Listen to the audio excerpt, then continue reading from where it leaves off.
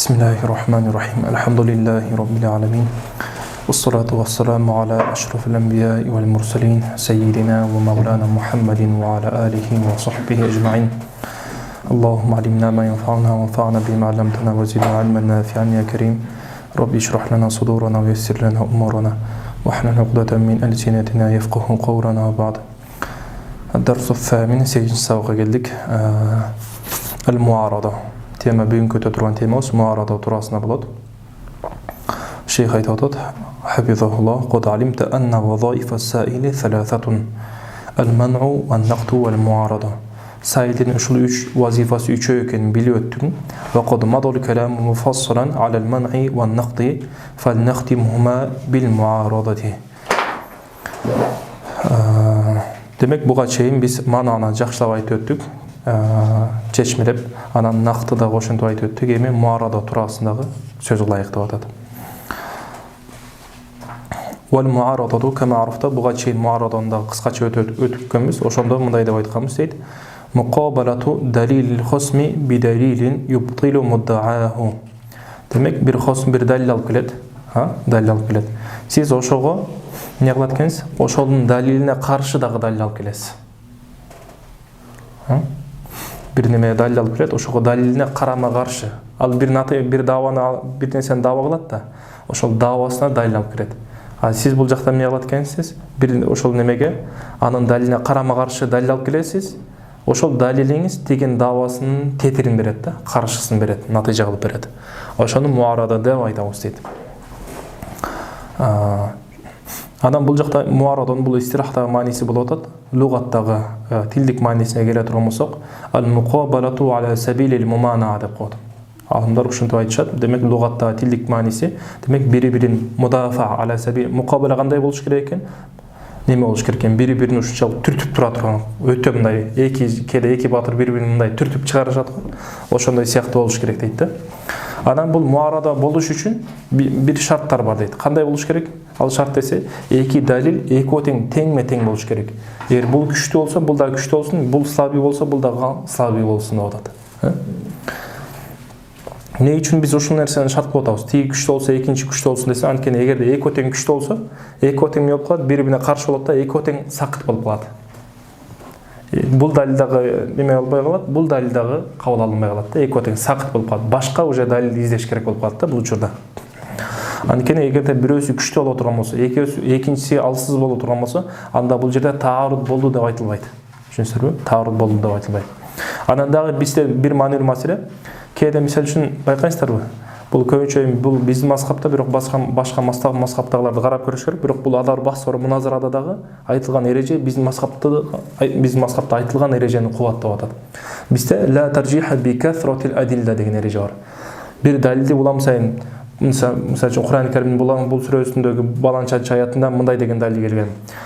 Тигил аяты мындай деген далил болуп берет. Хадисте мындай далил келген. Бул хадисте бул мындай деп 5-6 хадисти алып келдим. Бир давагачы. Неме касратул адилла тараптан болбойт дейт. Кайсыл тараптан болот дейт? Кубат тарабынан болот дейт.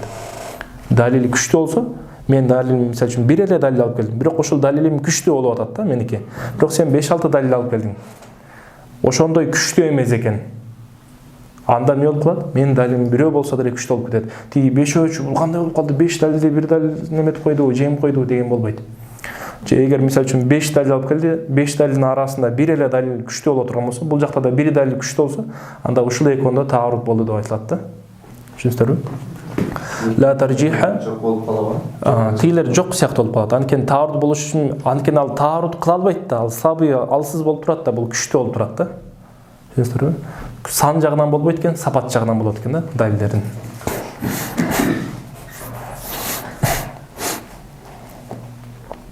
Фал муарадату тарифини алып карай турган болсок, бул жакта айтып атат шейх. Фал муарадату тухажиму нафсал qadiyati al-mustadalli alayha. Ошол мисалы үчүн бир кодияны дава кылат, ошол давасынан эмне кылат экен? Далил алып келет да, хосм. Мисалы үчүн al-masih ilah дейт, li'annahu khuliqa min ghayri ab wa kullu man khuliqa min ghayri ab fa huwa ilah деген далилди алып келет. Дава кылды, анан давага далил алып келди. Siz эми ошол учурда эмне кылат экенсиз? Кодиянын өзүнө al-masih ilah дегенге laysa bi ilah деп неме кыласыз? кодыянын өзүнө хужум кылып ошого неме кылат экенбиз. Бихилафин нақд. Бирок нақдта боло турган болсо андай эмес болгон. Ал кандай болгон десе, фахуа юхажиму нафсад далил. Далилдин өзүнө эмне кылат экенсиз? Атака жасайт экенсиз. Далилдин өзүн сындырат экенсиз ал жакта. Далилдин өзүн иптолго чыгарат экенсиз. А бул жакта эмне болуп атат? Даванын өзүн иптолго чыгарып атат. Плюс эмне кылыш керек? Иптолго чыгаруу үчүн сиз ошого карама-каршы, тигин далилине карама-каршы далил алып келишиңиз керек болуп калат. Би'ибаратин ухра ал-муарадату тухажимул мадул. Бул мадул дегенде мен айтып атам, даваны же болбосо натыйжаны айтып атат. Ошол натыйжа же болбосо немеге даванын өзүнө кол салат экен. Ва нaqdu yuhajimu ad-dalil алам нaqd боло турган болсо далилге кол салып ошону жокко чыгарат экен. Бул муарада туурасында бир нече тарифтер айтылган, дагы бир тарифтер башка бир китептерде мындай деп келет. Муqabalatu dalili bi dalilin akhar. Далилдерди бири-бирине карама-каршы. Сен бир далил алып келе турган болсоң, мен ошого каршы далил алып келем. Бирок кандай болуш керек? Мумани'ин лил-аввал. Биринчиге каршы болуп, биринчине маана кылып тосуп кое турган. Тиги бир нерсени дава кылып атат да, бул астан чыгып эмне кылат экен? Ошол давасын тосуп коет экен да. Ошондой боло турган болсо, бул ошол муарадага ушинтип тариф беришет экен. Же болбосо башка дагы бир Шейх Мухиддин Абдул Хамиддин ошого китептеринде мондай деп келет. Ау иqamatu dalil ala khilafi ma aqama ad-dalil alayhi al-khasm. Khasm мисалы үчүн бир давага далил тургуза турган болсо, ошого тетир болгон, ошого каршы боло турган далил тургузасыз. Ал далилиңиз эмне болот? Башка тигиге дава, тигин давасына каршы болгон даваны бизге натыйжа кылып берет да. Ана бул жакта ала хилафи дегенде, хилаф дегенден максат бул жакта мындай тигинин далилинен бул далил башкача болуш керек дегенди түшүнүп албаш керек. Хилаф деген мааниси эмне болуш керек экен? Бири-бирине карама-каршы боло турган далил болуш керек экен. وبالتأمل في تعريف المعارضة يتضح أن لها ثلاثة أركان لا تتحقق بدونها. Ушул муарадонун тарифин алып карай турган болсок, муарадонун ичинде 4 рүкүн болушу шарт экен. Эгерде ошол 4 рүкүндүн бирөөсү болбой кала турган болсо, муарадо болбой калат да, жок болуп калат. وهي аларга исе биринчи шарты рүкүнү ан юқимал муаллилу далилан ала муддааху. Биринчи эмне болуш керек экен? Сиз муаллил биринчи адам эмне кылат экен? Ал-масиху илах деп дава кылдыңыз. Мудда же болбосо дава. Ошол даваңызга далил алып келесиз. Ли аннаху хулиqa min ghayri ab wa kullu деп далил тургузасыз. Муқаддима сугра кубрадан. Экинчи шарты, экинчи рүкүнү кандай экен десе, ан yuqabila as-sa'ilu dalil al-muallili bi dalilin akhar. Ошол муаллилдин далилин алып келди да, я муқаддима сугра кубра. Ошол муқаддима сугра кубрасына да каршы болгон сиз далил алып келишиңиз керек экен. Түшүндүңүзбү? Ошонун далилине каршы далил алып келиш керек экен саил. Үчүнчү рүкүнү ан такуна натижату тилка залика ad-dalil al-akhar tukhalifu mudda'a al-muallil. Демек, тиги жактан сиз далил алып келесиз да, карамай. Муаллилге саил каршы далил алып келди. Ошонун далилине каршы дагы бир далил алып келди. Эми сиздин экинчи далил болуп атат да. Саилдин далилинин натыйжасы тигинин немесине натыйжасына каршы болуш керек деп атат. Демек, бул эки натыйжа, эки далил болгондон кийин эки натыйжа болуп атат. Эки натыйжа бири-бирине карама-каршы болуш керек. Кудум менен далил бири-бирине карама-каршы болгондой. Түшүндүңүзбү? فلو ادعى المعلل دعوى ولم يقم عليها الدليل بعد فلا يجوز أن يهاجمها السائل بغير المنع أي يطلب عليها الدليل. Эми айтып атат. Эгерде муаллил бир нерсени дава кыла турган болсо, дава кылып туруп ошол давасына далил тургузбаса, далил алып келген жок. Ал-масиху илах деп эле токтоп койду. Ал учурда саил келип, неме гана кыла алат дейт, мана гана кыла алат. Ошол давага далил гана талап кыла алат. Андан башка мында буга вазифа аткарууга уруксат берилбейт. Эгерде ошол учурда, мисалы үчүн, неме ал-масиху илах деп айткандан кийин, масих неме атлубу амнау хадиhi дава деп айта турган болсо, атлубу алейха далил дегенде, буга далил талап кылам деп, ли аннаху деген сөзгө уже кирише баштай турган болсо, далилге кирише баштады да, анда бул госп болуп калат. Түшүнүңүзбү? Вал манну бид-далили госбун истақар. Далил менен неме кыла турган болсо, манага далил алып келип, мана кылып туруп, анан артынан далилин алып келе турган болсо, бул госп болуп калат да. Вал госбу вазифатун гайру мақбула. Түшүнүңүздөрбү? Анда демек бул учурда эмне кылат экен? Ошол немеге манага далил гана талап кылат, немеге давага мана кылып далил гана талап кыла алат экен. Андан башка эч нерсе кыла албайт. Biz muарадада келет осы. Muarada даваға келет, анын артынан далил келет. Эгерде анын артынан далил келбей турган болсо, бул учурда саил muarada кыла албайт. Түшүнүңүзбү? Muarada качан кылат экен? Качан далил келе турган болсо. Качан накыт кыла алат? Качан далил айтылса да. А далил айтылбаса, буга бир эле вазифа болот. Кайсы болот экен? Мана гана болот экен. Толабу далил ошо давага далил талап кылат. Бирок бул жерде толабу далил ала дава бул мана хакыйби же болбосо мажазиби? Мана мажази болуп калат. Мана хакыйкый болушун үчүн эмне болуш керек? Мукаддима сугрого же болбосо куброго далил талап кылыш керек.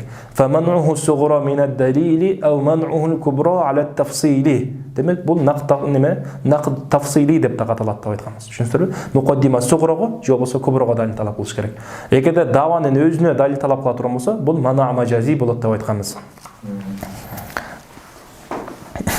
Демек эгерде далил алып келбесе, бул бир гана буга урсат берилген вазифа эмне болот экен? Мана гана болот экен. Накыт да кыла албайт, муарада да кыла албайт. Анткени накыт менен муарада качан болуш керек эле? Далил алып келгенден кийин болуш керек эле. Ай ятлубу алейха ад-далила, ошол давага далил гана талап кылат. Саваун била санадин ау ма санад. Мейли санат болсун, санат менен кош айтылсын, же болбосо санатсыз болсун. فمنعه الصغرى من الدليل أو منعه الكبرى على التفصيل مجردا عن شاهد أو بالسند. شاهد алып келген, шахидтен максат бул жакта санат деп атат. Мужаррадан ан санадин ау бис санат. Мейли санатты алып келсин, же болбосо санатты алып келбесин. Бул дегени санатты алып келүү ихтияри деген нерсе болуп атат. Түшүнүңүзбү? Санатты алып келиш сөзсүз түрдө важип эмес. Санаттын 3 түрүн айтканбыз. Лимми, анан кандай? Кат'и, анан халли деп айтканбыз. Анан мунун санаттын кода неме даванын нақиди менен канча алакасын айтканбыз? 6 алакасын айтканбыз. Түшүнүңүзбү?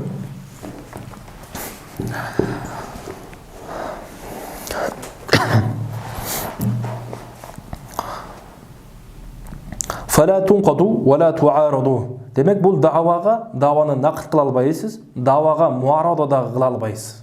Не үчүн? Ли адами вujudi далил. Анткени далил болушу шарт деп айтканбыз. Нақид кылыш үчүн, муарада кылыш үчүн далилдин келиштиги шарт. Фал муарадату качан келет десе, таати ба'да ан ястадилла ал-хусму ала маддa'аху ла qabla залика. Далил алып келгенден кийин гана биринчи адам хосм далил алып келет го, муаллил. Ошондо гана сиз муарада кыла аласыз, ага чейин кыла албайсыз дейт. Ошондой эле нақидтагы ошондой эле. Валау истадалла ал-муаллилу ала дa'ваху ва da'a as-sa'ilu. Бул жерде хамза кут'и кылып койгон, васи кылып коесуздар. Валау истадалла ал-муаллилу ала da'ваху ва da'a as-sa'ilu بطلان تلك الدعوة من غير أن يقابل الدليل بدليل فلا يقبل وتكون مكابرة مردودة. ما aytып المسيح إله деп muallil айтты. Muallil айткандан кийин ошого لأنه خلق من غير أب деген далилдерди алып келди. Мукаддима сугра кубраны алып келе турган болсо, сиз бул жакта саил экинчи адам не кылдыңыз? Бул даваң батыл деп айттыңыз. المسيح ليس بإله деп айттыңыз. Же болбосо Давака хадихи батила деп айттыңыз. Бул даваң батыл деп айттыңыз дагы, бирок ошонун далилине лианнаху хулиqa мин гайри аб ва куллу ман хулиqa мин гайри аб фахуа илах деген далилине каршы далил алып келген жоксуз. Жөн эле давака хадихи батила деп койдуңуз. Түшүнүңүзбү? Ошентип кое турган болсом, андай боло турган болсо, бул ошол дава кылгандыгыңыз, сенин даваң батыл деп айткандыгыңыз, саилдин айткандыгы эмне болот экен? Бул гайру махбул болот экен, кабыл алынбайт дейт. Бул вазифа мардуда болуп калат. Ва такуну мукабарatan мардудатан. Анткени ал ти байтта ва мануху би гайрихи мукабара деп келет. Түшүнүңүздөрбү? Ошол неме кылсын, далилди алып келбестен туруп сиз жөн эле мана кылып кое турган болсоңуз, анда бул эмне болуп калат?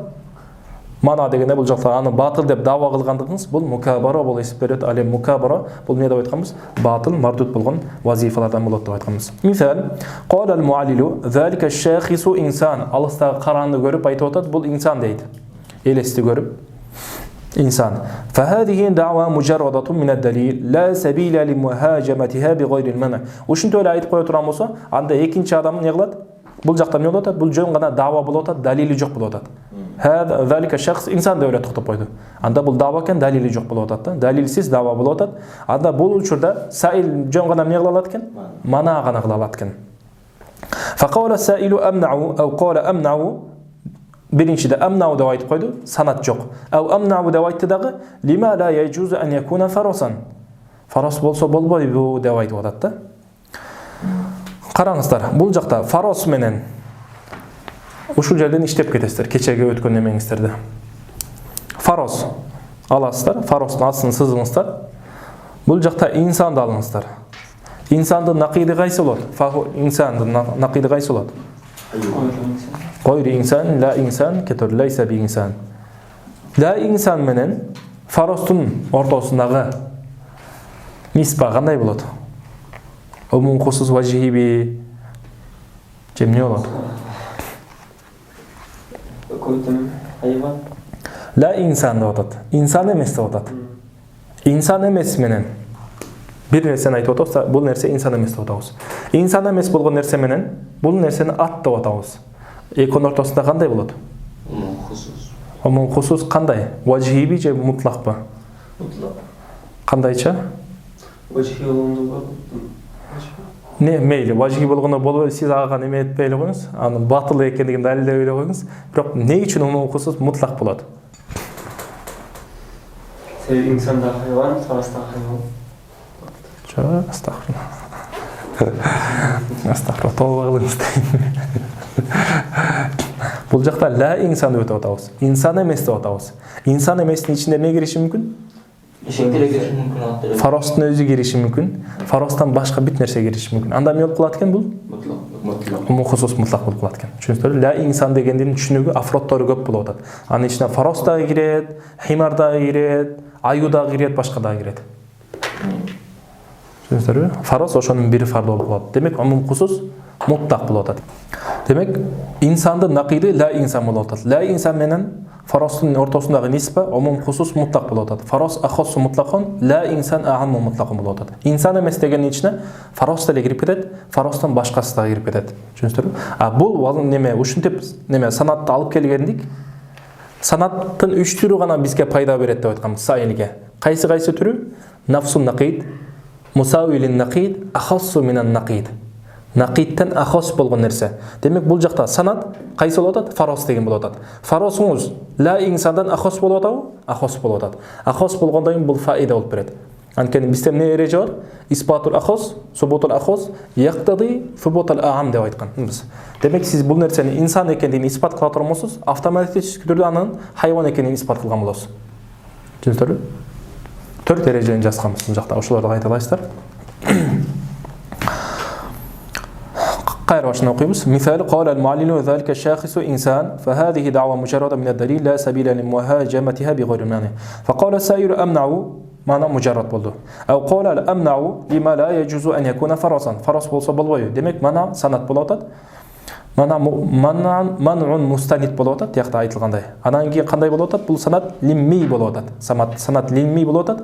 Анан санаттын тиги инсан менен, инсандын накиди менен ла инсан болот да, накиди ла инсан. Ла инсан менен бул санаттын ортосундагы ниспан болот, умум хусус мутлак болот. Фарос ахос тиги ла инсан аам болот. Демек бул пайдалуу болуп эсептелет бул учурда. Фaqala al-muallilu эми бул учурда бул жакта башынан эмне кылган? Залика шахису инсан деп айткан. Тиги инсан деп айткан. Анан бул жакта ошол сен инсан экендигине мен сенден далил талап кылам дегенде муаллил эмне кылып атат? Далил алып келип мындай деп айтып атат.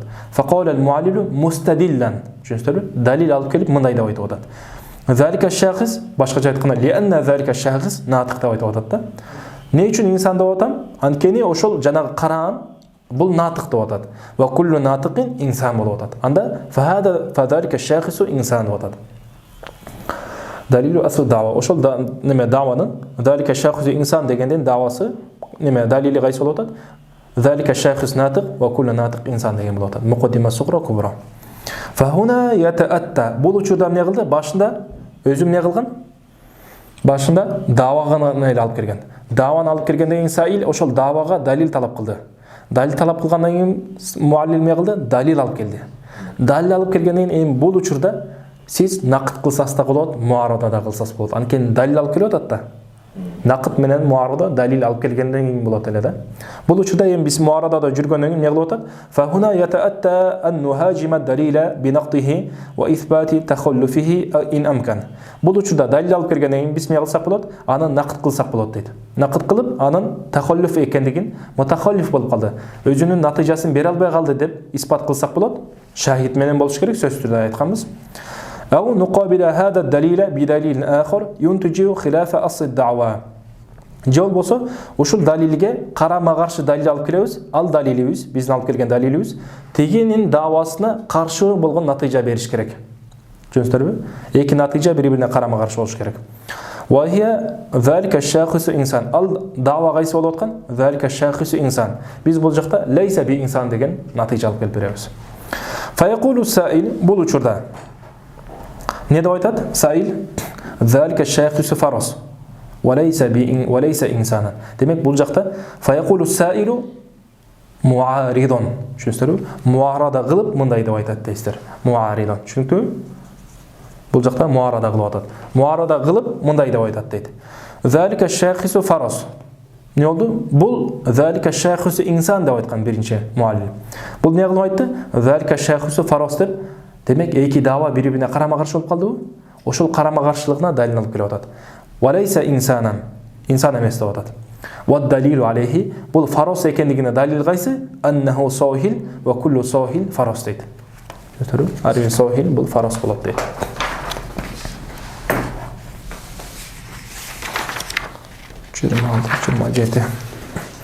فهذه معارضة صحيحة. Бул муарада сахиха болот. Эмне үчүн сахих болду? Ошону баяндап берип атат. Хайсу истадалла al-mu'allil awwalan ala da'wahu, thumma istadalla as-sa'ilu bi dalilin akhar antaja мындай дейт. Бул жакта эмне үчүн сахих болуп калды десе, анткени муаллил эмне болуп атат? Далил алып келип атат өзүнүн давасына. Ал кайсы дава болгон? Залика шайхису инсан деген давасына далил алып келип атат. Thumma istadalla as-sa'ilu, бул дава алып далилине давасына далил алып келгенден кийин саил эмне кылып атат? Бул дагы башка далил алып келип атат дагы. Ал далил эмне кылып атат? Залика шайхис фарос деген натыйжаны берип атат. Ва хадиhi натыйжа, бул натыйжага алып карай турган болсок, тухалифу даъвал хасми. Кашан ичиндеги бул натыйжа тиги биринчи айтылган натыйжага карама-каршы болуп атат. Түшүнүңүзбү? Бул фарос деп атат, тиги инсан деп атат. Экөөнүн ортосунда фарос менен инсан ортосунда алакасы кандай болуп калат? Мубаяна болуп калат, табаюн. Түшүнүңүзбү? وهذه النتيجة تخالف دعوى الخصم فتحققت أركان المعارضة. Демек муараданын рүкүндөрү бул жакта тагылып атат дейт. Демек рүкүнү эмне болуш керек эле? Биринчи далил алып келиш керек эле муаллил. Анан экинчи саил мукабала кылыш керек, башка далил алып келиш керек. Анан мунун натыйжасы тегин натыйжасына карама-каршы болуш керек деген рүкүндөрдүн баардыгы тагылып атат дейт. ثم لا فرق بين أن تحصل المعارضة على أصل الدعوة كما سبق في المثال السابق أو أن تحصل المعارضة على مقدمة من مقدمات الدليل بعد الاستدلال عليها дейт. Демек биз азыр муарада кайсы учурда болду? Кайсы не турасында муарада болду? Даванын өзүнө муарада кылгандык азыр. Даваны алып келди, давага далил алып келди, анан ошондо муарада кылып атабыз да. Демек бир нерсеге муарада кылыш үчүн качан болот экен? Бир давага муарада кылыш үчүн ошол давага далил алып келинсе, анан ошол дава давага муарада кыла алабыз. Эми бул жакта айтып атат. Кээде сен ошол мукаддимага дагы муарада кылсаң болот. Мукаддиманын өзүнө дагы муарада кылсаң болот, бирок качан? Ошол мукаддимага дагы мукаддима кудум эле бул учурда дава сыяктуу болуп калат да, давадай болуп калат. Ошол мукаддимага дагы эмне кылса болот? Муарада кылсак болот, бирок качан? Ошол мукаддимага дагы далил тургузсак. Далил тургузса да муаллил. Анткени биз жанагы манада не деп айтканбыз? Мисалы үчүн манада хакыйкый болот, мажази болот деген эки түрүн айтканбыз да. Ал-масиху илах деген бул дава. Давага мамну хадиги дава мамнуа дей турган болсок, бул мана мажази деп айтканбыз. Мана хакыйкый болуш үчүн эмне кылыш керек? Лианаху хулиqa мин гайри аб деген мукаддима сугрону. Мисалы үчүн биз эми тыйбайбыз, бир яхуди келип тыя турган болсо, анткени ал неме ишенбейт да. Яхуди ишенбейт. Атасы жаралды дегенге булар жаман неме менен жала жабышат да. Жол болсо, ва куллу ман хулиqa мин гайри аб деген мукаддима куброну ала турган болсок, ошого далил талап кыла турган болсок, бул мана хакыйкый деп айтканбыз. Ошого далил талап кылдык. Далил талап кылганыбыздан кийин муаллил ошол мукаддима кубросуна далил алып келе турган болсо, бул учурда биз ошого муарада кылсак болот. Түшүнүңүзбү? Мукаддима куброну. Анткени бул жакта кудум менен бул дагы дава болуп калат да. Мына өзі мындай болуп атат да. Муқаддима сугра, кубра экөө биригип далил болуп атат да. Экөө биригип далил болуп атат. Неге далил болуп атат? Биринчи айтылган давага. Бирок бул далил болгон учурда, ошол учурда эле бул дагы өзү дава болуп калат. Бул дагы далилге муктаж да. Түшүнсүңөрбү? Ошол тараптан болуп атат. Мисал قال المعلل ذلك الشخص إنسان والدليل عليه دليل أن ذلك الشخص ناطق وكل ناطق إنسان. Демек бул жакта дава алып келди, давага далил алып келди. Муқаддима сугра кубра. Фaqala саилу амна ус-сугра. Суграга мана, суграны мана кылам. Суграга далил талап кылам. Лима ла якуну рагиян. Не үчүн ошол жанагы неме боло, мисал үчүн бул жакта сохил деп айтып атпайбызбы? Хисонго сохил деп айтат. Жамалга, жамалдын да өзүнүн неси болот? Сыпаты болот да, жанагы не бир нерсени чайнай турган бир немеси болот да, бул сыпаты. Чөптү чайнай турган башкача бир. Өндөр болуш. Карап коюңуздар бул рагиянын немесин. Фaqala al-muallil бул ошол немеге төөгө тиешелүү бир сыпат болуп атат да. Эшек болсо эмне кылат? Аңкырат. Тиги ат болсо кишенейт, бул болсо дагы бир нерсе кылат да. Төө баккандар билет аны. Фaqala al-muallil, muallil эмне деп айтып атат? Ad-dalilu ala as-sughra. Бул жакта сайил келип айтып атат да. Ошол сугрон кайсы болуп атат? Анна залика шахис натык деген болуп атат. Сугро. Ошон астын сызып коюңуздар. Демек бул эмне болуп атат? Сугро болуп атат. Ошол сугрого мен далил талап кылам дейт. Не үчүн далил талап кылам десе, анткени бул роги деле болушу мүмкүн да. Натык эмес, роги деле болуп калышы мүмкүн деп атат. Түкөрөт деп койсок болот, жана өзүнүн неме сыпаттарынан бири түкөрөт го. Топ туруп бетине түкөрөт да. Фaqala al-muallil, muallil айтып атат бул жакта. Ad-dalilu ala as-sughra, мен ошол залика шахису натык деген сугрома далилим, анна залика шахис дохик. Ошол жана каран бул күлүп турат, дохик, күлүүчү дейт. Ва куллу дохикин натык дейт. Алем арби дохик нерсе бул эмне болот экен? Натык болот экен. Демек ошол немеге не кылып атат? Сугросуна далил тургузуп атат. Анна залика шахис дохик ва куллу дохик натык. Фазалика шахис натык деген натыйжа берип атат. Ошол муқаддима сугроңуз өзү негизи далил болуп аткан. Бирок бул жакта кайсы эмне болуп калып атат? Кайра дава болуп, кайра натыйжа болуп калып атат. Анткени ага астына далил алып келип атат. Түшүндүңүзбү? Фазалика шахис натык деди. Фaqala as-sa'ilu, sa'il бул жакта айтып атат. Залика шахис рагин. Залика шахис рагин ва лайса бинатиqin. Бул жакта эмне кылып атат? Ошол сугрого неме кылып атат? Сугрого муарада кылып атат. Сугро бул кудум эле бул жакта эмне болду? Дава болуп калды. Ага далил алып келингенден кийин бул дава болуп калды. Дава болуп калды да. Дава болуп атат. Далили кайсы? Залика шахс дохик ва куллу дохик натык деген болуп атат. Ушул немеге давага муқаддима сугра уже бул жерде дава болуп калды. Давага муарада кылып атат. Ва далилу алейхи, мен бул натык эмес экендигине, роги экендигине далилим кайсы десе, анна залика шахс лаху синамун. Ошол неме карандын неси бар дейт? Өркөөчү бар дейт. Ва куллу ма лаху синабун, өркөөчү бар болгон ар бир жаныбар эмне болот экен? Фаху рогин, бул төө болот экен. Жанагы ошол чөптү түкөрө турган болот экен. Фазалика шахис рогин. Демек жанагы каран бул төө болуп калат дейт. Түшүнсүңөрбү? Фахуна лам таттажих ал-муарадату ala asl ad-da'wa. Бул жакта муарада биринчи давага барып аткан жок дейт. Ва хи ал биринчи дава кайсы болгон? Залика шахис инсан болгон. Ага барып аткан жок. Лайса би инсан деп айткан жок. Бул жакта эмне кылып атат? Лайса би натык дегенге болуп атат. Түшүнсүңөр? Лайса би натык деп натыка болуп атат. وإنما اتجهت المعارضة على مقدمة أقيم عليها الدليل. ошол далили тургузулган муқаддиманы мана кылды, ошого далил талап кылды. Далил талап кылгандан кийин муқаддимага сугрого далил алып келип атат. Ошондон кийин ошол муқаддимага муарада кылып атат. Ва хия алгайсы анна залика шахс натык деген муқаддима сугро болчу. Фатахассала натыйжа анна al-muaradata эки түрдө болот экен. Имма ан таттажиха ala asl ad-da'wa, биринчи давага, негизги давага болот экен, муарада, ошого барат экен. Ва юсаммунаха, эгерде муарада давага боло турган болсо, биринчи айтылган давага боло турган болсо, эмне деп айтат экен? Al-muaradatu fi ad-da'wa aw fi ad-dalil деп айтат экен буга. Истирахта дава белгилүү, анан же болбосо fi ad-dalil деп аталат экен, экинчи аты. Ау таттажиха المعارضة على مقدمة من مقدمات دليل أقيم عليها الدليل. Ошол далилдин мукаддима сугуросуна же болбосо кубросуна барат экен, бирок качан далил тургузулгандан кийин барат экен. Ва юсаммунаха, бул ошол мукаддиманын бирөөсүнө далил тургузулгандан кийин мукаддимасынын бирөөсүнө бара турган болсо muarada. Ошого muarada кылына турган болсо, муну эмне деп атап койот экен? Ва юсаммунаха бил muaradati fil muqaddimati деп аталат экен.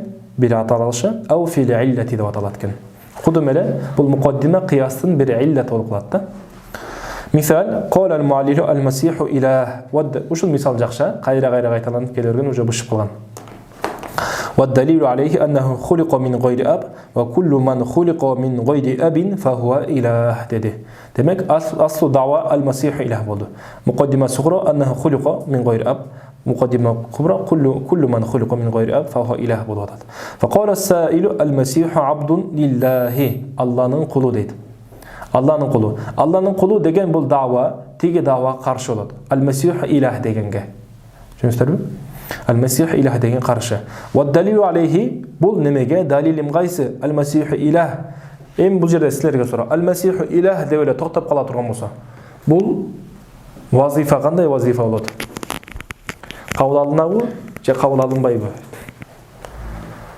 Kabul alınbaydı. Düşünüyorsunuz mu? Antkeni bul jakta ne olup atат? Бул жакта жөн эле сиздин неме анын бул даванын батыл экендигин дава кылып койдуңуз дагы ага далил тургузган жокпуз. Ва ман'уху би гайриhi mukabara деп айтканбыз. Далилсиз эле сиз жөн эле мана кылып бул батыл деп дава кылып кое турган болсоңуз, бул mukabara болот деп айтканбыз. Демек, фада бул жакта al-Masih илах деп неме кылып атат да. Al-Masih илах деп айтты, анан ага муарада кылып не кылып атат? Al-Masih абдун лиллахи деп айтты. Dava kıldı. Uşul davasına dalilim gaysi dese ayetip geliyor atat. Ve dalilu aleyhi ennehu hamalathu ummuhu ve encebathu.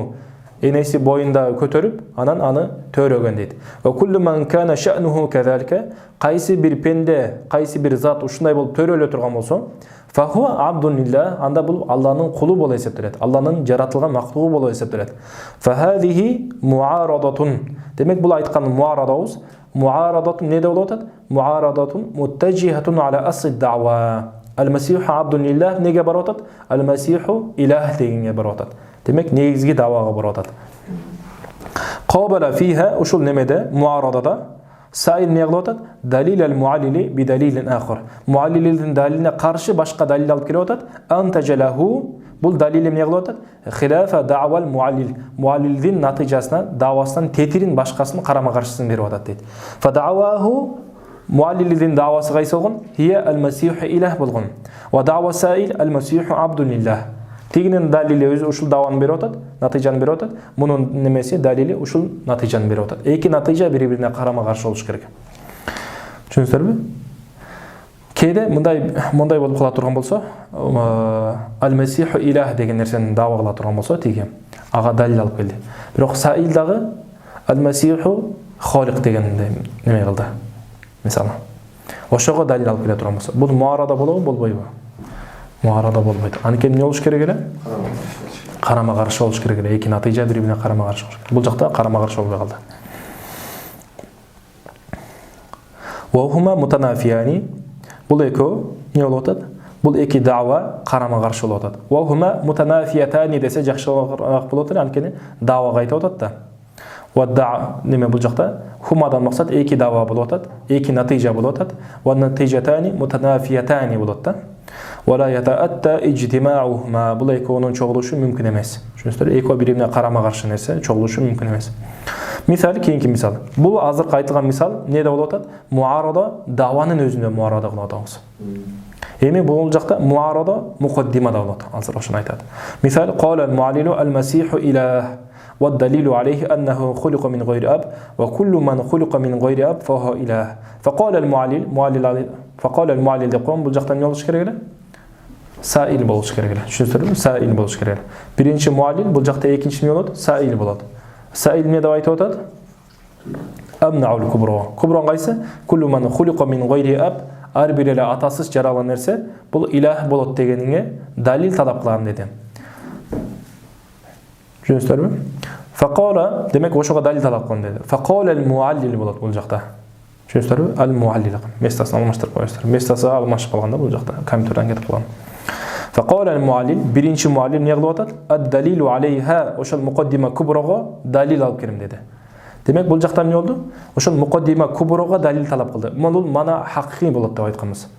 Түшүндүңүздөрбү? Муқаддима куброго далил талап кылды. Ошол муқаддима куброго далил алып келип атат муаллим. Не дейт? Куллу ман хулиқа мин гайри аб фақад харақат табиата. Атасыз ар бир жаралган нерсе эмне болот дейт? Табиатта, адатты эмне кылып койду дейт? Адаттан тышкаркы нерсе кылып койду дейт. Адаттын өкүмүн эмне кылып койду? Бузуп салды дейт. Табиатты бузуп салды дейт. Ва куллу ман харақат табиата фа хуа илах. Ар бир эле ошол табиатты бузган нерсе бул эмне болуп калат дейт? Илах болуп калат дейт. Бул жактан эмне кылды? Ошол муқаддима куброго далил алып келип атат. Түшүнүсүзбү? Эми бул жактан бияктан сайын дагы мынтсе болот. Куллу ман харақат табиата фа хуа илах деген бул жакта муқаддима куброго дагы далил талап кылсак болот да. Ушинтип кете берет.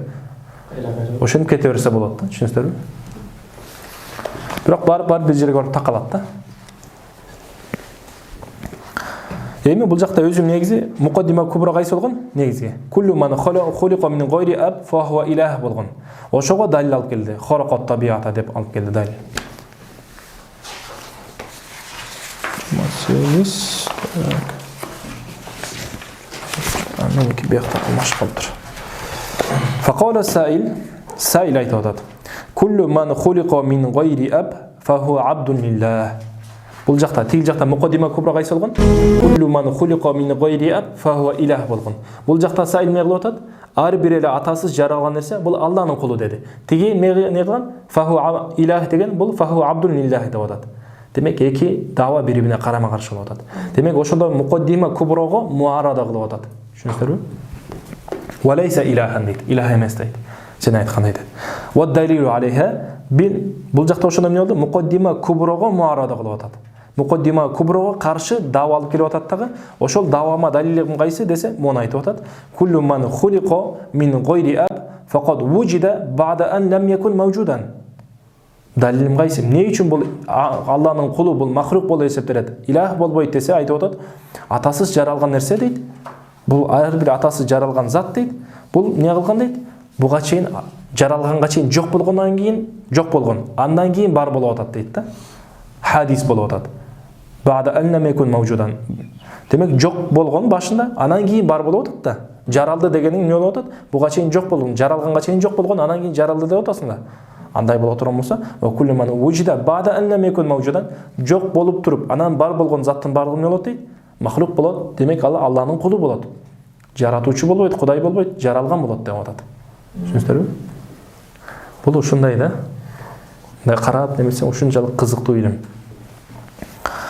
فهذه معارضة متجهة على مقدمة من دليل خصم. مقدمة كبرى غبلاتت وقد أقام المعلل عليها دليلا. Демек, анан не кылып атат? Ошол муқаддимага муаллил далил тургузуп атат куброго. Куллу ман хулиқа мин гайри аб фа хуа илах деген муқаддимага куллу ман хараqa ат-табиата фа хуа илах деген далил неме кылып атат? Алып келип атат.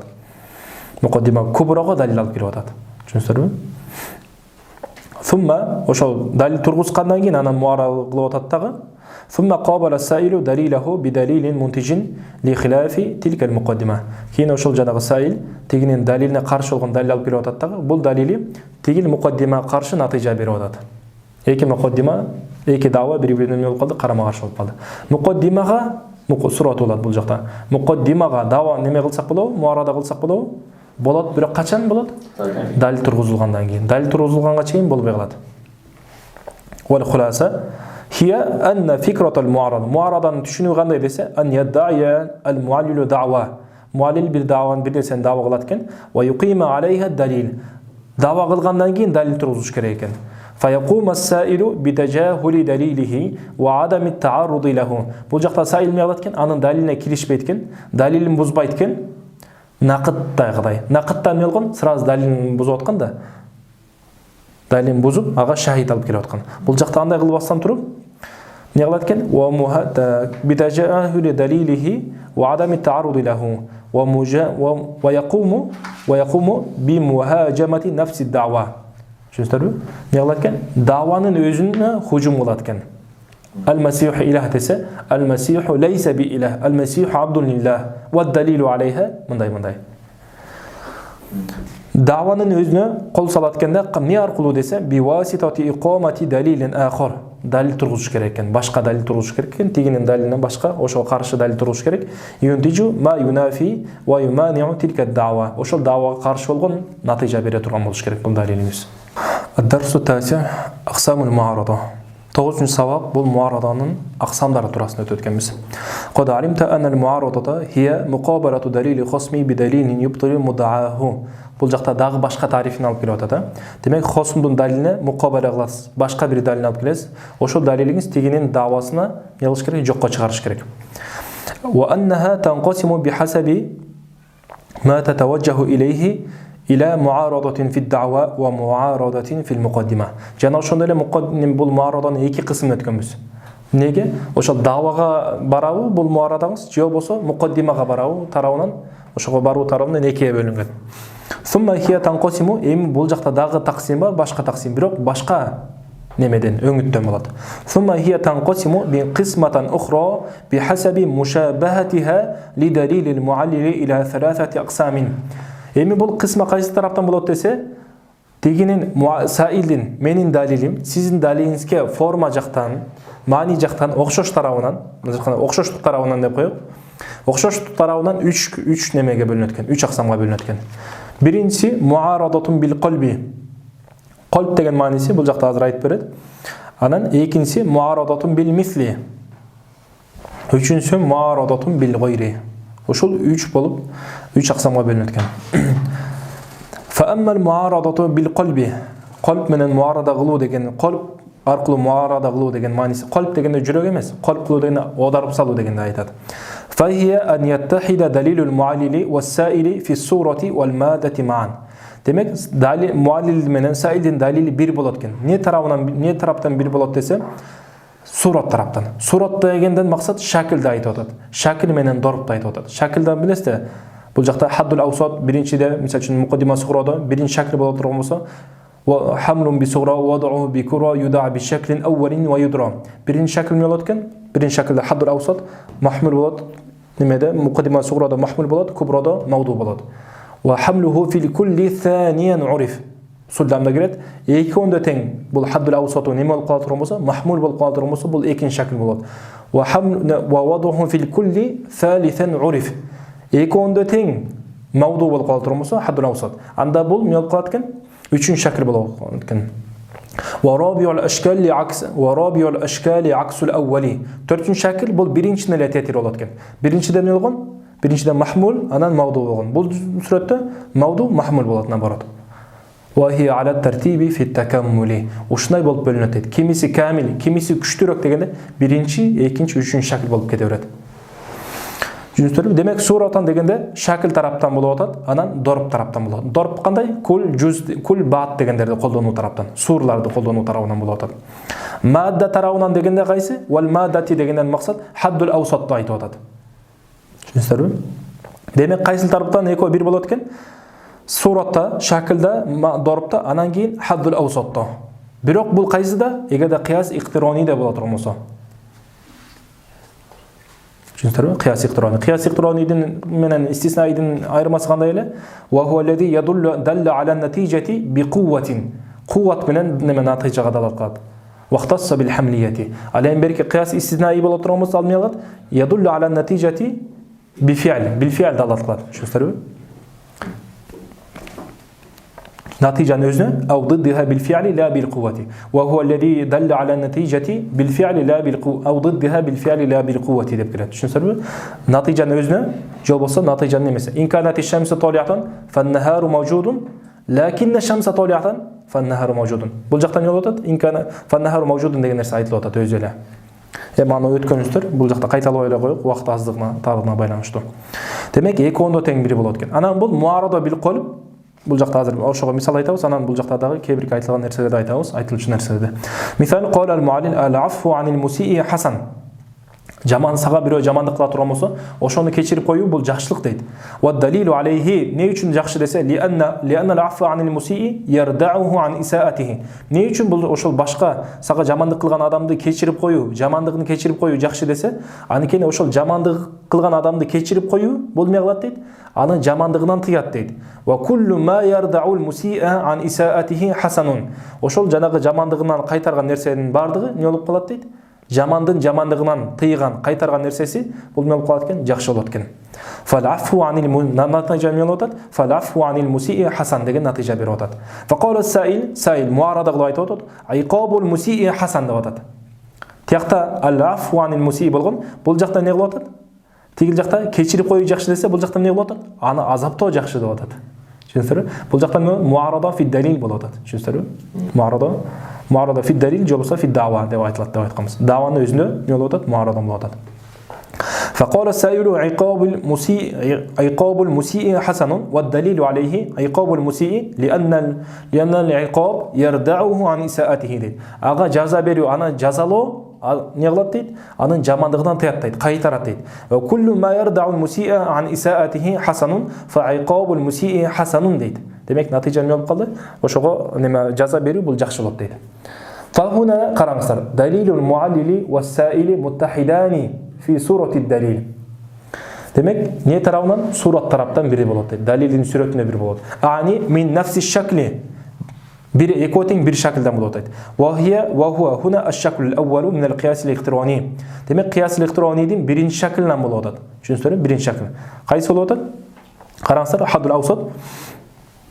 Бул немени карандашыңыздар деме кылыңыздар. Бул жакта убакыт тар болгонго байланыштуу доска жазбай эле коелук. Айқабул мусии ярдауху дегенде сызыңыздар ушунун астын. Ва куллу ма ярдаул мусия ан исаатихи чейин дагы бир сызасыздар. Демек бул жакта хаддул аусат болуп атат. Хаддул аусат мукаррар болуп кайталанып келет. Ушул болуп атат да, ярдау болуп атат да. Демек бул хаддул аусат биринчиде эмне болуп атат? Махмул болуп атат. Экинчиде мауду болуп атат. Демек, эми астын караңыздар. Теги үстүнкүсүн караңыздар. Ал-афу анил мусии ярдаухуны караңыздар. Түшүнүңүздөрбү? Ярдауху ва куллу ма ярдаул мусия ан исаатихи дегенди караңыздар. Бул жакта биринчи айтылган аф бул махмул болот. Неме? Мауду болот. Бул жакта айқабул мусии бул дагы мауду болот. Бул маудуларда карабайсыз. Хаддул аусат экөөндө тең ярдауху болуп атат. Тигинин далилинде дагы, мунун далилинде дагы. Демек, экөөндө тең эмне болуп атат? Биринчи шакылдан, неме хамлиликтен, неме кыяс ихтиранидин биринчи шакылынан болуп атат. Ва мин нафси дорб, анан ошол эле бир эле дорбтон болуп атат. Кандай? Кул менен келип атат экөөндө тең. Түшүнүңүздөрбү? Кул менен келип атат. Ва хуа хуна мужиба куллия. Экөөндө тең мужиба куллия болуп атат. Түшүнүңүздөрбү? Мужиба болуп атат. Мужиба. Салиба болгон жок. Испат, мужаба испат болуп атат, анан куллия болуп атат. Ва муттахидани фил маддати. Жана ошондой эле, демек шакылда бир болгондон кийин, дорбто бир болгондон кийин, маддада дагы бир болот дейт. Мадда деген маанисин бул жакта айтып атат. Ани хуна ал-хадд ал-аусат. Хаддул аусатта дагы бир болуп атат. Ва хуа кайсы ярдаул мусия ан исаатихи. Ярдауху ан исаатихи ва куллу ма ярдаул мусия ан исаатихи болуп атат. Демек, тигинде дагы, мунда дагы экөөндө тең болуп атат, бири болуп атат. Фахадихи андай боло турган болсо бул эмне болуп калат экен? Муарадатун бил калби. Тура махмул неме мауду башка. Бирок махмул биринчи немеде мукаддима кубун неме сугродогу махмул, анан кийин мукаддима кубродогу мауду эко тигинде да мунда да бир болуп атат.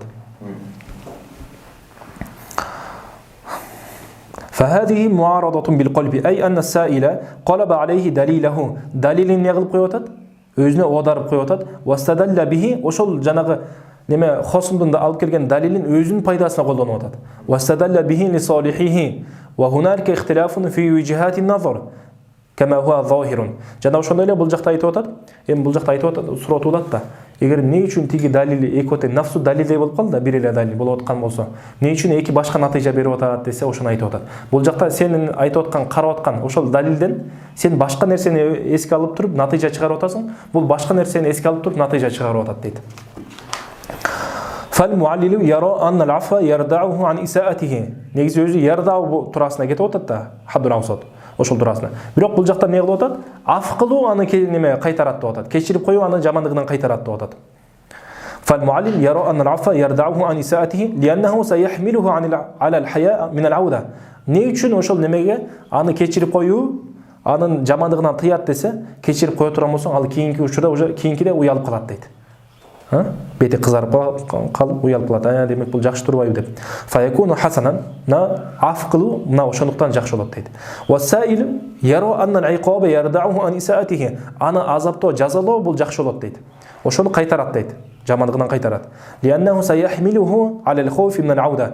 Анткени эмне үчүн дейт? Эгер жазалай турган болсоң, кийинкиде уже коркуп калат да. Демек бул мага неме мен жазалай турбайбы? Жөнүнө коюн дейт да. Фаякуну хасанан, бул да хасан болот дейт. Түшүндүрбү? Демек ошондуктан шейхтер айтат, бул немелер муарада бил калб, көбүнчө бул мугалаталарда болот дейт. Мугалата дегенде кандай? Мисалы үчүн хада сүрөттү карап туруп, хада сахил дейт. Hada sahil ve kullu sahil hisan fa hada hisan деп коет дейт. Сүрөттү карап айтып атат да. Бул неме кылып атат? Сүрөттү карап, сүрөттөгү атка карап туруп айтып атат. Hada sahil дейт. Эмне кылат дейт? Кишенейт дейт. Бул ат кишенейт дейт. Ve kullu sahil faras ve hada faras дейт. Анда бул да ат экен дейт. Кадимгидей ат деп атат. Бул алдып атат да. Ошондой мугалаталарда эмне кылат дейт? Ошол көбүнчө болот дейт. Анан кейде фикhi кыястар бар го бизде. Wa haythu juz'i ala juz'i humil fadhaka bitamthil wa haythu juz'i ala juz'i humil fadha bitamthil urif деп келет да. Демек juz'i деген нерсеге, мисалы үчүн хамурга эмнени хамыр кылып атабыз? Мускиротторду хамыр кылып атабыз. Ошону өкүм алат деп немеге ташбих кылып атабыз да.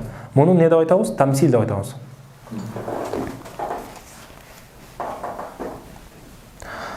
Бул ошол кыяс фикхилерде жүрөт. Ошол кыяс фикхиде же болбосо тамсил деп койсоңуз, ошолордо жүрөт дейт. Ал эми чыныгы мындай нагыз туура болгон далил акыйларда болбойт дейт. Булар муарада бил кылып. Анан бул үчөө тең, азыр дагы бир нерсе маселе. Бул үчөө тең, муарада бил кылып, муарада бил мисл, биз азыр биринчи түрүн өттүк. Бил мисл, бил кылып үчөө тең. Кээде муарада фи дава болот, кээде муарада фил муқаддим болот жанагыдай. Түшүнүңүздөрбү?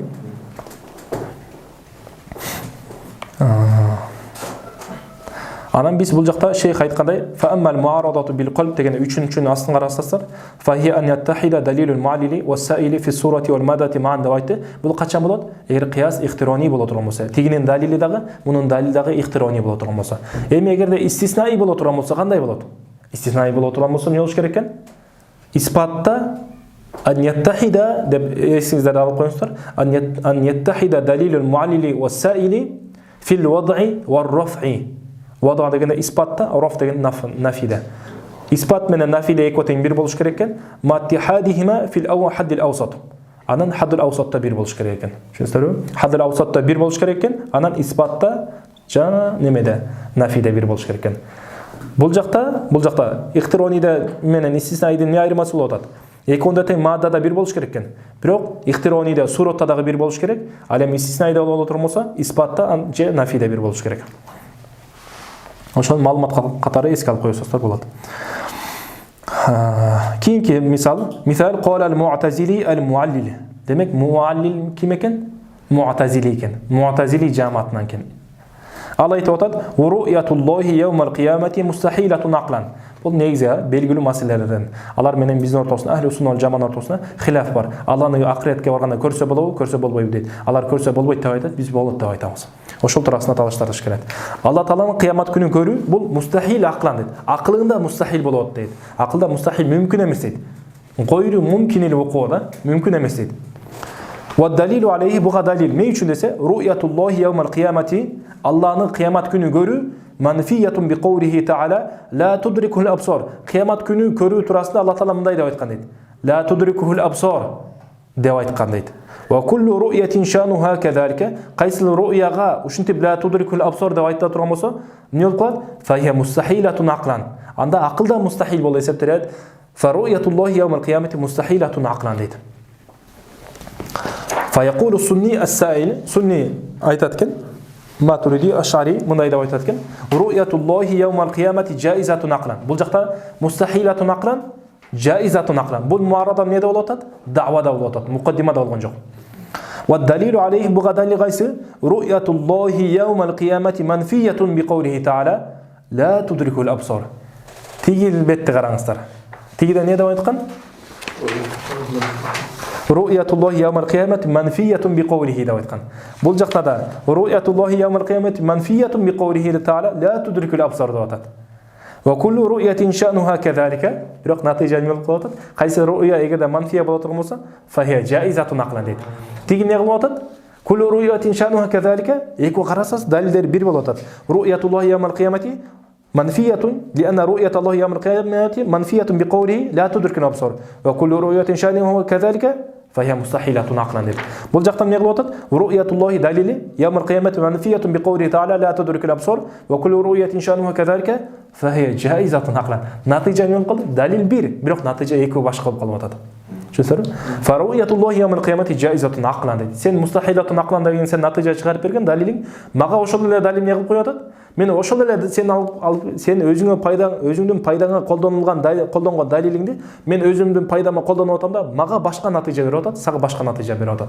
кандайча натыйжа берип калды азыр бул жакта баяндайт فهنا اتحد الدليلان صورة бул жакта эки далил тең сурат тарабынан кандай болот шакылда дорбта бир болот بأن كان من نفس الشكل من النفس эмес من نفس الشكل ومن نفس الضرب бул жакта алиф ламды алып коебуз من نفس الشكل ومن نفس الضرب демек шакылда дорбто эки тең бир болот إذ كلاهما من الشكل الأول демек эки тең эмне болот биринчи шакылдан болот ومن نفس الضرب жана ошондой эле бир дорбтан болуп атат وهما متحدان жана ошондой бир дорбтан болуп атат дегенде кандай болуп атат мужиба куллия болуп атат бер жагында кубросум وهما متحدان مادة жана ошондой эле маддада حد الأوسط дагы бир болуп атат кандайча إذ الحد الأوسط هنا واحد وهو منفية بقوله لا تدرك الأبصار لأنها منفية بقوله لا تدرك الأبصار وكل رؤية منفية بقوله تعالى لا تدرك الأبصار болуп атат демек бул эмне болуп атат хаддул аусат тигинде дагы мунда дагы экөөндө тең бир болуп атат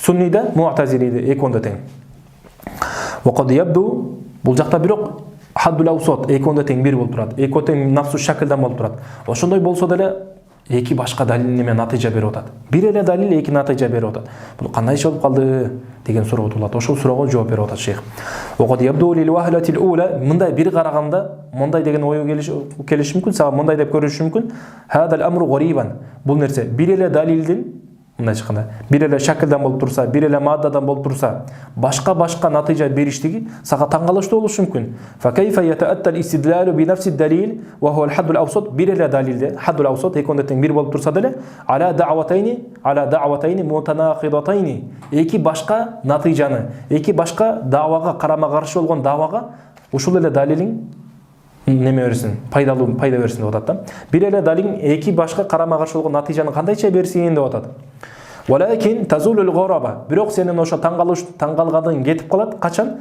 إذا علمنا اختلاف اللحاظ الذي لاحظه كل خصم من الدليل ошол эътибарды өңүттү тарапты тиги башка нерсени эске алган башка тарапты көңүл алган бул башка тарапты эске алып атат да эътибарлары башкача болуп атат лихад деген эътибар болуп атат байкоолору эсепке алган нерсеси فالمعتزلي فسر معتزلي эмне кылып атат فسر الإدراك الوارد بقوله لا تدرك الأبصار дегендеги келген لا تدرك الأبصار وهو يدرك الأبصار деген аят бар да ошол жакта идроктон максат эмне дейт бир ру'яти дейт ру'я деп неме болуп атат бул жакта لا تدرك الأبصار деген мааниси анда эмне болуп калат экен لا تراه الأبصار деген мааниде болуп атат түшүнүңүздөрбү لا تراه الأبصار فقال анан айтып атат бима анна ру'ята манфиятун аниллахи Алланын көрүү бул нафи кылынып аткандан кийин Алланын өзүнүн сөзүндө манфи кылынып аткандан кийин фаяни аннаха андай болсо эмне болот дейт фаяни аннаха мустахилатун бул ру'я Алланын көрүү Алладан өзү нафи кылынып аткандан кийин эмне болуп калат экен бул мустахил болуп калат экен дейт والسني يفسر الإدراك بالإحاطة بالمنظور إليه على من سني Матуриди Ашари эмне кылып атат? Идрокту ихато менен тафсирлеп атат. Идроктон максат ла тухиту бихил абсор деген мааниде. Тиги ла тарахул абсор бул ла тухиту бихил абсор болуп атат. Анда бул жакта ихтилаф неме болуп атат? Неме иътибарлар мухталиф болуп атат. Тиги башка нерсени эътибар кылып атат, бул башка нерсени эътибар кылып атат. Васунни юфассиру ал-идрака бил-ихатати бил-манзури илейхи. Қараған нәрсеңді, манзур илейхи деген қараған. Мен мисал үшін сізде қарап отқан болсам, сізде ихата қылып бүт жағыңыздан ички досконально биле тұрған болсам, ошоны ихата деп қояды. Бұл жақта Шейх Саид Шариф Журжани мындай деп айтады. Жаңылыш болдым. Шейх Абул Бақа ал-Кафави деген чоң ханафи алым болған, өзінің күллият деген тариф турасында ар бир нерселерге тариф берет да. Ошол күллият деп аталган мыкты китеби бар. Ошол китебинде мындай деп айтат. Мен силерге окуп коеюн. Ихата деген мааниси эмне дейт? Идроку шейи бикамалихи зохиран ва батинан дейт. Ахата бихада шей деп айта турган болсо эмне дейт? Ошол нерсенин ичин да сыртындагы, ичин тышын толук биле турган болсо, ошону не кылып коет экен? Ихата деп коет экен. Бул биринчи мааниси. Экинчи мааниси кандай экен? Ал-истидарату бишей мин жамии жаванибихи. Кандай болуп калат? Бир нерсени толук мындай курчап алуу. Могу ручканы караңыз. Ручканын ичиндеги запас орго, сырты не кылып турат? Толук курчап турат. Ошону дагы не кылып коет экен? Толук тегеректеп курчап ала турган болсо, муну дагы ихата деп айтылат экен дейт. Ал эми ал-ихатату бишей илман, бир нерсени илим аркылуу, илим жактан ихата кылуу деген мааниси кандай десе, ан я'лама вужудаху, ошол нерсенин барлыгын билиш керек, ва джинсаху, джинсин билиш керек, ва qadrahu, ва сифатаху, ва кайфиятаху, анан ва gharadahу al-maqsuda bihi, ошондо эмне максат, ошону билиш керек, ва ма якуну бихи ва ма якуну минху, ва ма якуну алейхи, ошолор кыскасы өтө икир чыкырына чейин билиш керек деп атат. Ва залика ла якуну илля лиллахи таала дейт. Демек бул нерсени илим менен идрок кылуу, билүү деген нерсе бул Аллахга гана таандык дейт. Демек досконально бүт жагынан билүү бул Аллахга гана хос билим. Ва ла юхитуна бихи илма деп келет. Түшүндүрүп? Демек Алла тааланын илим жактан алар эч качан немете албайт, камтып албайт дейт. Андай болсо бул жакта тиги идрокты не деп тафсирлеп атат? Ру'я деп тафсирлеп атат. Сунни не кылып атат? Ихата деп атат. Демек тафсирлер мухталиф болгондон кийин экөөнүн немеси башка болуп калып атат да, натыйжасы ошондон. Ва сунни фассара ал-идрака бил ихатати бил манзури ва нафю al-ихатати. Андай болот турган болсо, аятта не болот атат? Ла тудрикил абсар деген мааниси ла тухиту бихил абсар деп атат да. Абсарлар аны ихата кыла албайт. Адамдардын көздөрү, махлуктардын көздөрү аны ихата кыла албайт деп атат. Анда ихата кыла албайт десем не болот атат? Мында не деген түшүнүк чыгат? Ихата кылбаса да анда көрө алат экен да, ихата кылбастан көрө алат экен да деген натыйжа чыгат да. Түшүндүрбү? Анда айтып атат. Ва нафил ихатати, ихатаны нафи кылыштык, ядуллу, неге далат кылат? Ала анна асла ру'яти била ихататин жаизун дейт. Ихата нафи кылып аткандан кийин анда идрок била ихата не болуп калат экен?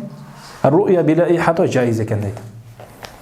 Эми иншалла бул далилде дагы бир аз неме бар, калам бар. Муну кийинки калтырабыз. Бул жакта бир мындай деген суроо туулушу мүмкүн да. Мафхул мухалафатка амалы окшоп калбадыбы деген болот. Ага дагы шашпай отуруш керек болуп калат. Вот да кеттик. Демек бул муарада бил калб деген ушул болуп атат. Түшүндүрбү? Бил калб деген ошол эле бир далилди өзүнүн немесине, пайдасына колдонуп коюу, деген далил өзүнө буруп алат. Кийинки түрү ва аммал муарадату бил мисли. Эми муарада бил мисли деген мааниси кандай десе, фахия ан ятахида далилул муаллили вас-саили фи сурати ва ихталифа фил маддати. Бул жакта эмне болот экен? Эки далил суратта бир болот экен. Суратта деген дорп менен шакилда бир болот, бирок мадда хаддул аусатта мухталиф болот экен. Түшүндүрбү? Хаддул аусатта башка болот экен, бирок суратта шакил менен дорпта бир болот экен. Мисал, кала ал-муаллил ал-афу анил муси'i хасанун. Жаман адамды, жамандык кылган адамды кечирип коюу жакшы. Ва далил эмне үчүн жакшы десе, лианна al-afwa anil musii yarda'uhu an isaatihi, жанагы эле айтып атат. Ошол жамандыгынан кечип коюу аны жамандыгынан тыят. Ва kullu ma yarda'u al-musii an isaatihi hasanun. Ошондой кылган нерсенин баардыгы жакшы болот. Фалафу демек жыйынтык эмне болуп атат? Натыйжа жамандык кылган адам, сага жамандык кылган адамды кечирип коюу жакшы дейт. Анткени эмне үчүн жакшы? Жамандыгынан тыят деп атат да, уялып калат дейт. Fa qala sa'ilu iqabul musii hasanun. Жаман ошол жамандык кылган адамды азаптоо, ага жазасын берүү жакшы дейт. Ва далилу алейхи иқабул мусии юхаққиқул адла. Бул жакта жогоркуда эмне кылган? Муарада бил калбта не деп айткан? Ярдауху ан исаатихи деп айткан ошол жерде. Ва далилу алейхи иқабул мусии ярдауху деп айткан. Бул жакта эмне кылып атат? Иқабул мусии юхаққиқул адла дейт. ошол жамандык кылган адамга жаза берүү дейт, бул адилеттүүлүктү орнотот дейт. Ва куллу ма юхаққиқул адла хасанун фа иқабул мусиин хасанун деген натыйжа берип атат. Фа хуна иттахадат далилани суратан. Суратында бир болуп атат. Кандайча? Фа хума мин аш-шаклил аввали ва мин дарбин вахидин. Биринчи шаклдан болуп атат, анан бир дарбтан болуп атат. Демек мужиба куллия болуп атат. Валакин ихталафа фил маддати. Бирок маддада башка болуп атат. Ай фил хаддил аусати.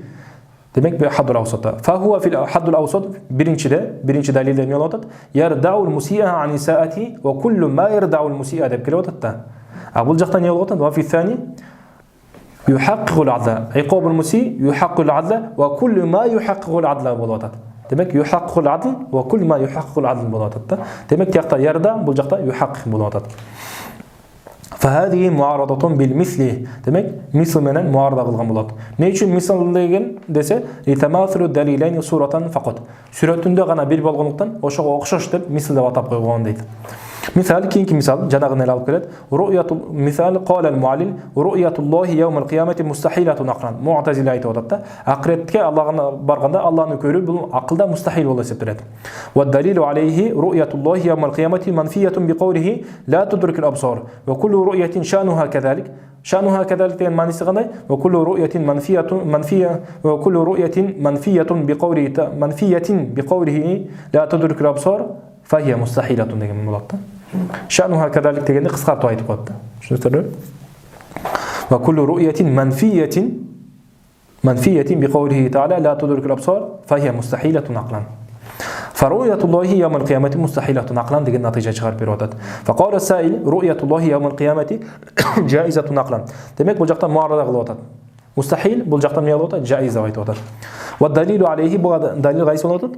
Демек бул муарада эмне болуп атат? Давада болуп атат. Мукаддимада болгон жок. والدليل عليه رؤية الله يوم القيامة ثابتة بقوله وجوه يومئذ ناظرة إلى ربها ناظرة. Бул жакта далил эмне кылып атат? Өзү дава эмне болуп атат? Алла Тааланы көрүү, бул акылда жайыз болуп атат. Буга далил кайсы? Мына жакканы бул айтып атат да. Менин акылымда Алла Тааланы көрүүдөн тыя турган эч кандай далил жок. Буга далил кайсы? Накли далил болуп атат дейт. Не үчүн? Анткени бул аятта эмне деп атат? Кыямат күнү ошол акыретке барганда вужухтар эмне кылат дейт? Надиро, бир жакшылыкка мындай неме туш болот дейт. Не себептен? Иля роббиха надиро, Аллага карап, Алланы көрүп дейт. Ва куллу ру'ятин ша'нуха кадалика. Кайсы ру'я эгер ушундай боло турган болсо, сабита боло турган болсо, ушул аяттагыдай. فهي جائزة نقلا. فرؤية الله يوم القيامة جائزة نقلا. فهذه معارضة بالمثل. مثل من المعارضة غلطت. لاتحاد دليلين صورة بير غلطت. فهما قياسان اقترانيان من الشكل الأول ومن نفس الضرب. demek birinci şekilden غلطت. أنا موجبة كلية غلطت هيك وتين. واختلافهما لاتحاد الدليلين واختلافهما غلطت. والاختلافهما مادة ترون مختلف بلوتات. لاختلاف الحد الأوسط فيهما يكون ده حد الأوسط مختلف بلوتات. إذ هو في الدليل الأول عن كان حد الأوسط برينش دليل يلغن منفية بقوله تعالى لا تدرك الأبصار وكل رؤية شانها كذلك دواتقن. أبو الجقة وهو في الدليل الثاني ثابتة بقوله وجوه يومئذ ناظرة إلى ربها ناظرة وكل رؤية شانها كذلك دواتقن. تيقتا منفية أبو الجقة ثابتة دين سوز بلوتات.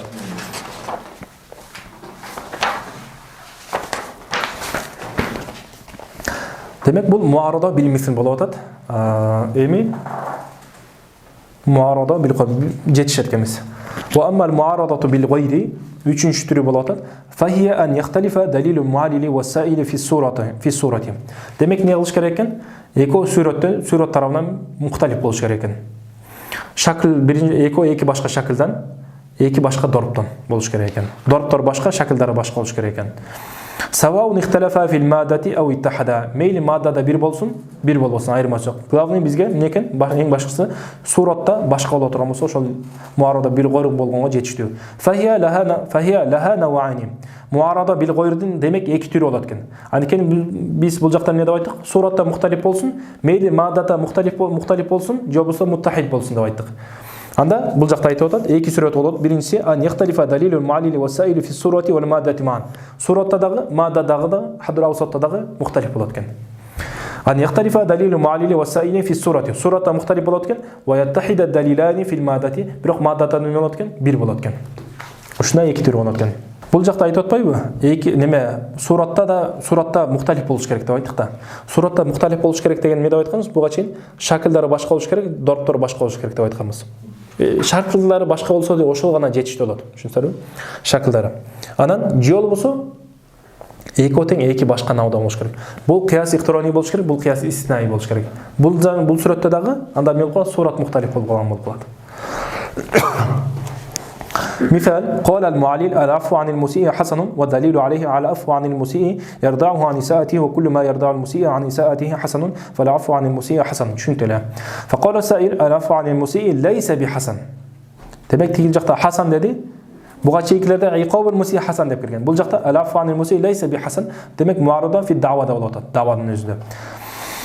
Ve dalilu alayhi law kana al-afu anil musii hasanan lama shuri'at al-uqubat. Тийл жакта кыяс кандай болгон? Ихтироний. Бул жакта эмне болуп атат? Истиснаи болуп атат. Түшүнүңүздөрбү? Сурат тарабынан башкага болуп атат деген ошол.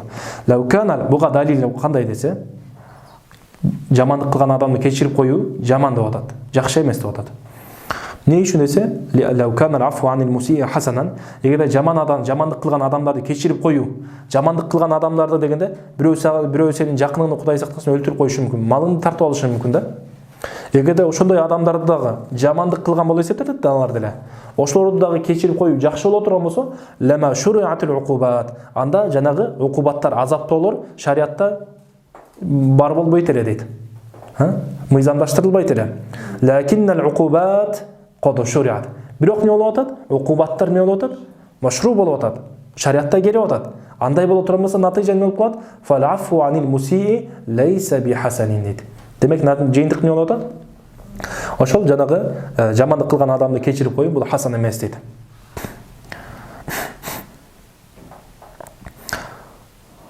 Ошондо бул жактан мукаддамды караңыздар. Лау кана al-afu anil musii hasanan lama shuri'at al-uqubat болуп атат. Бул мукаддам lama shuri'at al-uqubat бул жакта эмне болуп атат?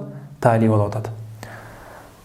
Эми бул жакта истиснага келип атканда, бул жакта экондо тең лау кана al-afu anil musii hasanan дегенде бул жакта эмне болуп атат? Мужиби болуп атат. Lama shuri'at бул дагы эмне болуп атат? Бул ошонун талиси болуп атат. Мукаддам тали. Лакин al-uqubat qad shuri'at. Бул жакта эмне кылып истисна кылып атабыз? Айну таливи же болбосо нақиду талини истисна кылып атабыз бу. Талинин өзү, тали кайсы болуп атат? Лама шуриатул уқубат болуп атат да. Анда лама канатул уқубат машруатан да. Лама канатул уқубат машруатан болуп атат. Машру болбойт эле деп атат. Бирок биз бул жакта эмне кылып атабыз? Бирок уқубаттар машру болуп атат. Демек анда истисна нақиду тали болуп атат. Талинин өзүн эмес, талинин нақидин эмне кылып атабыз? Истисна кылып атабыз. Истисна кылгандан кийин анда мукаддамдын нақидин берет натыйжа. Ала лау кана al-afu anil musii hasanan муну маниси al-afu anil musii hasan дегенде. А бул жакта натыйжа эмне болуп атат? Al-afu anil musii laysa bi hasan болуп атат. Ошону жакшылап өздөштүрүп алыңыздар.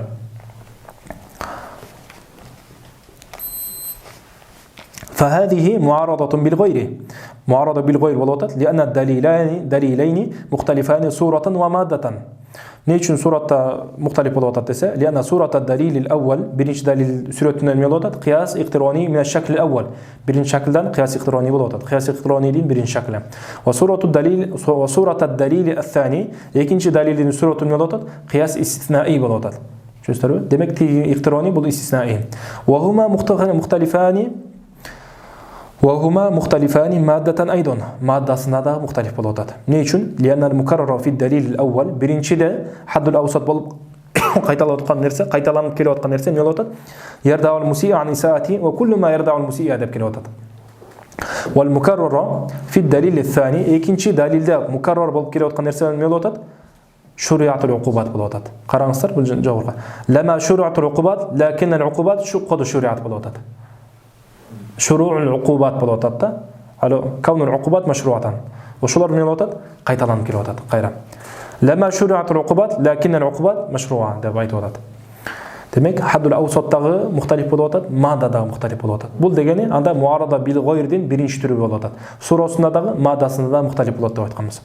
مثال قال المعلم رؤية الله يوم القيامة مستحيلة عقلا والدليل عليه رؤية الله يوم القيامة منفية بقوله تعالى لا تدرك الأبصار وكل رؤية شانها كذلك منفية بلوترمسا فهي مستحيلة عقلا فرؤية الله يوم القيامة مستحيلة عقلا فقال السائل رؤية الله يوم القيامة جائزة عقلا demek عقلda جائز بلوت بل دعوة من بلوت معارضة في الدعوة بلوت والدليل عليه لو لم تكن رؤية الله تيل جاقتا يلغن دليل مغن رؤية الله يوم القيامة منفية لأن رؤية الله يوم القيامة منفية بقوله لا تدرك الأبصار وكل رؤية قياس اقتراني بلغن بول جاقتا يلغن قياس استثنائي بلغن والدليل عليه لو لم تكن رؤية الله يوم القيامة جائزة نقلا لما كانت منفية بقوله لا تدرك الأبصار لكنها منفية فرؤية الله يوم القيامة جائزة عقلا قرаңыздар бұл жақта دليل استثنائي болады قياس استثنائي болады не деп атат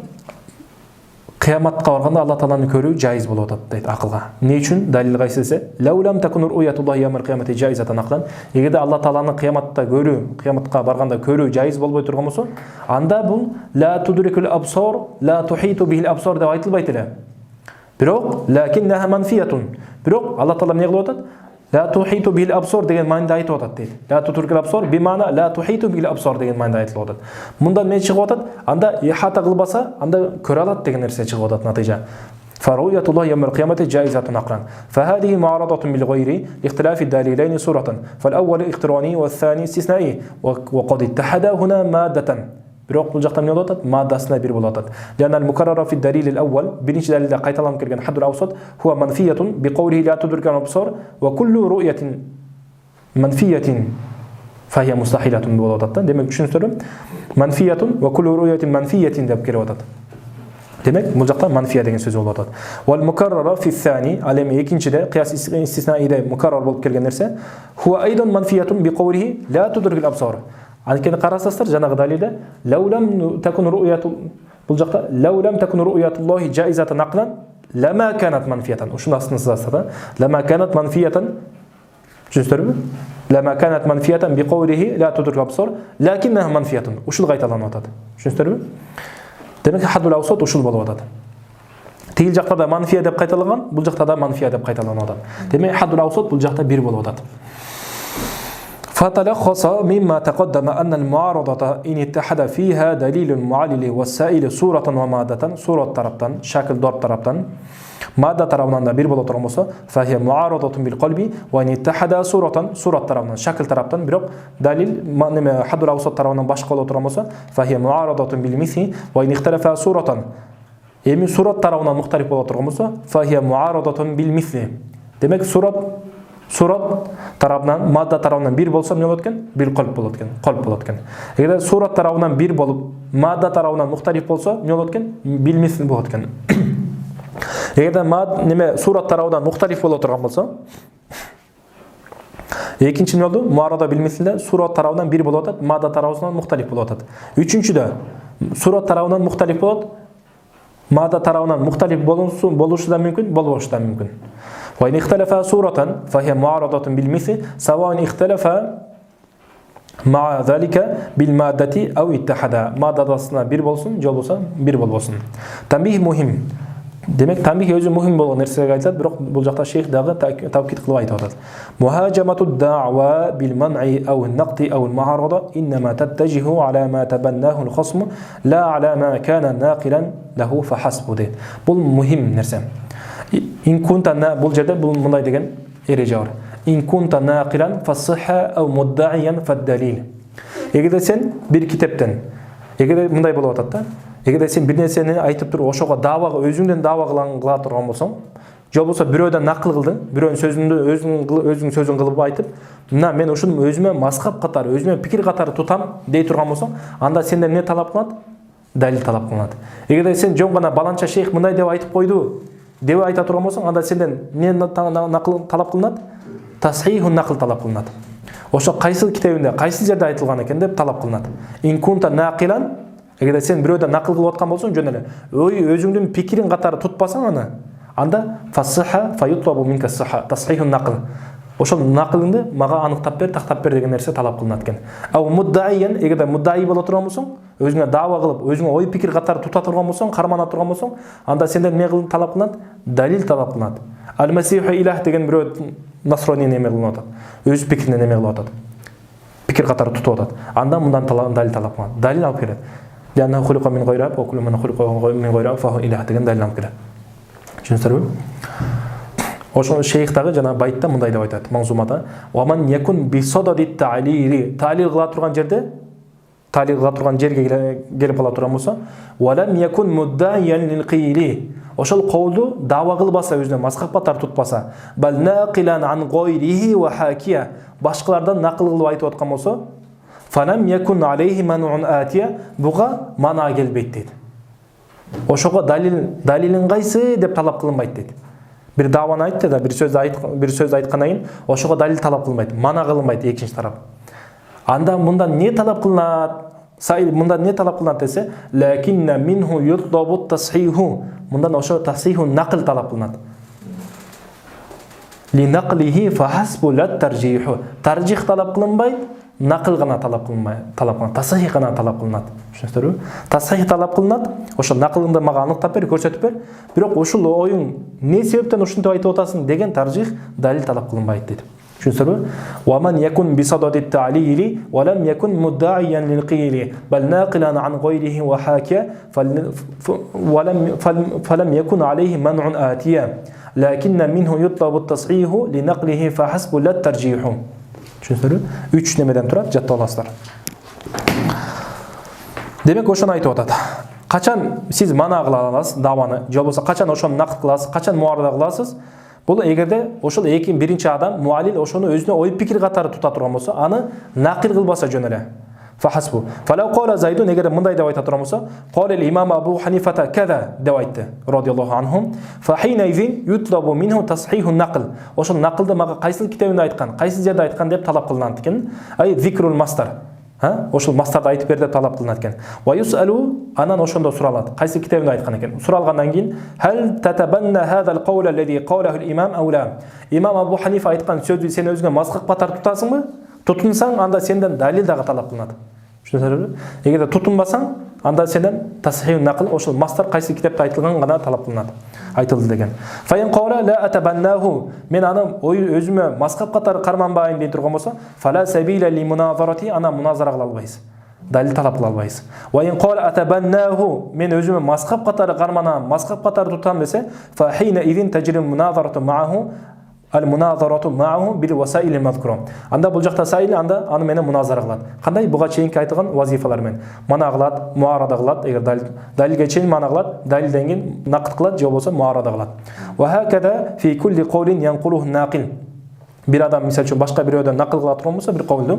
İn kana mujarrada naqilin lahu, jön ele nakıl kılıp atkan bolsa, fa natlubu minhu tashihan naqli faqat. Qaysı жерден айткан кана көрсөтүп бер деп талап кылабыз. Wa in tabannahu wa i'tabarahu qawlan lahu, эгер муну өзүнүн мазхабына катары, мазхаб катары ой пикирине өзүнүн ой пикири катары таан неме тута турган болсо, fa hina idin tajri al-munazaratu ma'ahu деп. Анда бул учурда муназара кылабыз дейт. Wallahu a'lam bis-sawab wa ilayhi marji'ul ma'ab. Wa sallallahu ta'ala ala sayyidina wa maulana Muhammadin wa ala alihi wa sahbihi ajma'in. Wa akhir da'wana anil hamdulillahi rabbil alamin.